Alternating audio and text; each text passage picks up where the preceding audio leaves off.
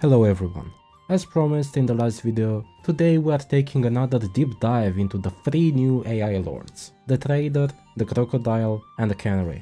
We will take a look at their castle layouts, economy and army compositions, and in the end we will rank them based on their overall performance. Are you sure about that? The trader is the first one. It's just business.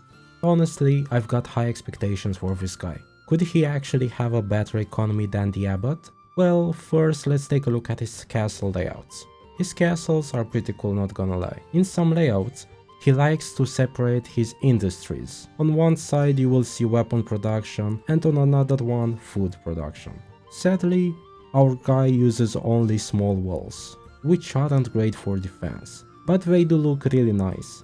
Same goes for the gatehouses. All small, but aesthetically pleasant. As for defenses, he places ballistas on his towers, which in my opinion are better than mangonels, so that's definitely a plus.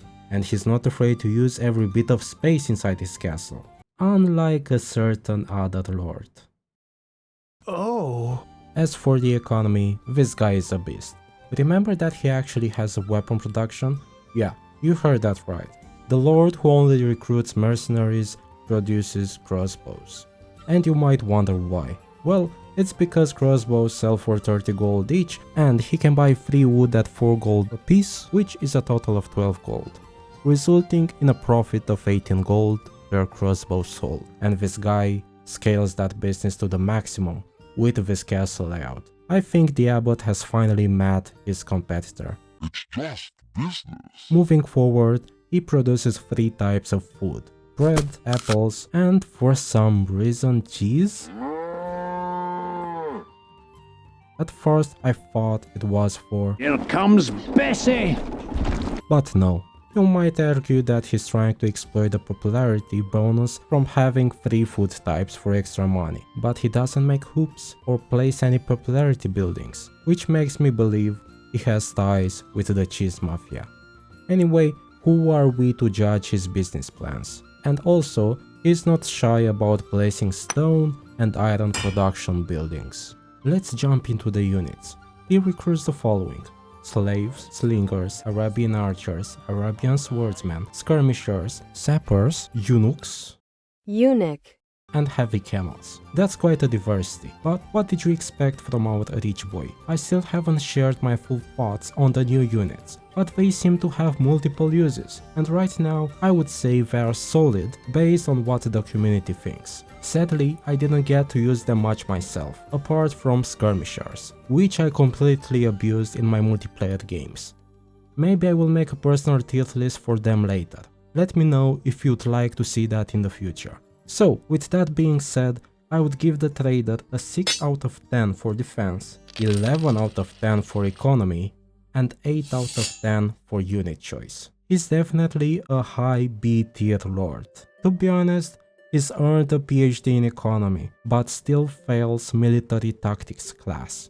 I find the barbarous and bloody methods of my captains distasteful, but sadly necessary. The next character is the crocodile. I'm going to eat you up. I can already assume he smokes 10 packs a day, but also he likes to build strange castles. Don't get me wrong, his castles are cool, but there is just too much unnecessary moat. In some layouts, the moat is placed purely for aesthetic purposes, serving no real role in protecting the gatehouses. At least that's what I thought. While I was editing this video, I realized that I hadn't seen the crocodile's castle from an ally's point of view. And well, I took the bait. With all those fire traps and pits, it all makes sense now. This lord will be a nightmare for my ongoing series where I impersonate AI lords by building their castles, using their economy, and recruiting their units. Hopefully, the wheel won't curse me with this guy. On a positive note, at least he builds proper stone walls. However, he uses the smallest structures, like lookout and perimeter towers, which makes him easy to defeat with just a few catapults. His economy doesn't look great either. He farms apples and cheese, isn't a big fan of iron trading and instead relies on stone. Given the circumstances, he still manages to be a very annoying lord. He never takes a break, constantly harassing you with skirmishers, slaves and catapults. He also likes to include slingers in his attacks. And yeah, he actually makes use of dairy farms. And it's worth mentioning that he uses Arabian bowmen only for castle defense, along with ambushers to protect his economy.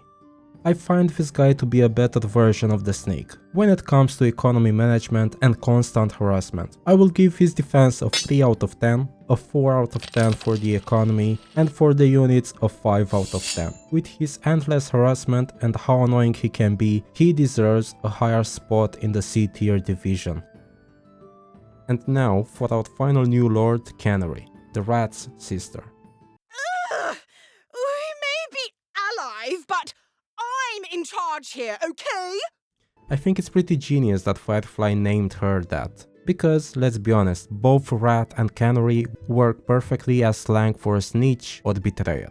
She totally feels like a character that could have been in the first Stronghold game that was released 24 years ago. She just has that classic old school vibe in my opinion. I could summarize her entire personality and gameplay with her in-game description and make this section only 2 seconds long. But since you are still here, let's take a closer look. Her castles match her personality perfectly. Poorly built, with random patches of moat, and an open keep. That's right, she doesn't even bother covering her entire castle. I think that was Firefly's way of showing her personality. And honestly, I respect that level of commitment.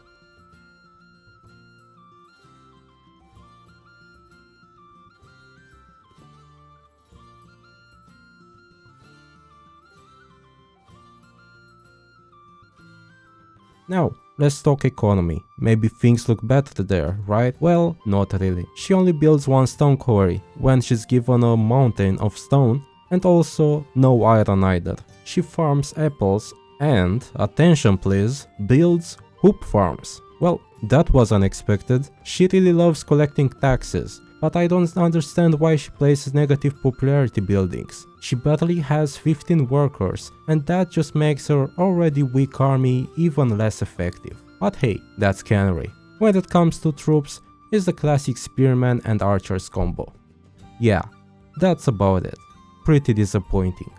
So here's how I will rate this lord. 1 out of 10 for castle layout because, well, she's got an open keep. 4 out of 10 for economy, only because she's trying to do something with the hoop farms, and 2 out of 10 for unit choices.